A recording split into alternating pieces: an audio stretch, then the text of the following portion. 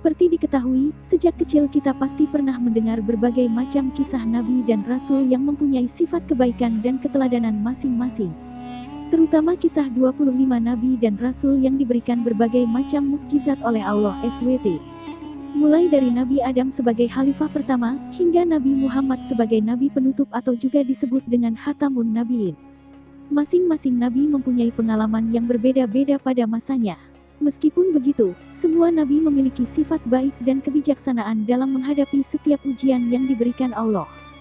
Pada setiap kisahnya, umat muslim dapat memetik kebaikan dan menjadikannya sebagai suri tauladan dalam menjalani kehidupan di dunia. Salah satu kisah nabi yang mempunyai pesan mendalam dan penuh kebijaksanaan adalah kisah Nabi Ismail. Seperti diketahui, Nabi Ismail merupakan anak dari nabi ke-6 utusan Allah, yaitu Nabi Ibrahim. Dalam kisahnya, Nabi Ismail beserta ayahnya mengalami berbagai macam peristiwa yang besar dan mengharukan. Salah satunya peristiwa penyembelihan Nabi Ismail yang diperintahkan oleh Allah. Dalam hal ini Allah menguji ketaatan Nabi Ibrahim yang harus mempertaruhkan rasa cinta dan sayangnya kepada sang anak. Hingga peristiwa ini menjadi asal mula seruan Allah bagi seluruh umat muslim untuk melaksanakan ibadah berkurban. Lalu seperti apa kisah lengkapnya? Nabi Ibrahim yang sudah dewasa bersama ibunya kemudian bertemu dengan ayahnya Ibrahim yang datang menemui untuk melepas rasa rindu. Nabi Ibrahim kemudian bisa menjalani hari bersama anaknya tercinta. Lalu pada suatu hari, Ibrahim bermimpi bahwa ia menyembelih putranya Ismail. Setelah ia bangun, ia menyadari bahwa mimpi itu merupakan petunjuk dari Allah. Kemudian Ibrahim suatu hari mendatangi anaknya lalu menyampaikan mimpi yang dialaminya.